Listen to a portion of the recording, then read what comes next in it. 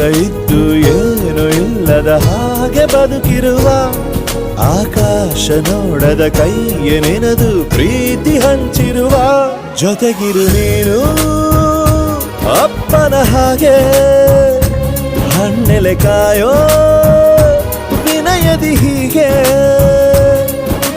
ನಿನ್ನನು ಪಡೆದ ನಾವು ಪುನೀತ ಬಾಳು ನಗು ನಗುತ್ತಾ ಬೊಂಬೆ ಹೇಳುತ್ತೈತೆ ಮತ್ತೆ ಹೇಳುತ್ತೈತೆ ನೀನೇ ರಾಜಕುಮಾರ.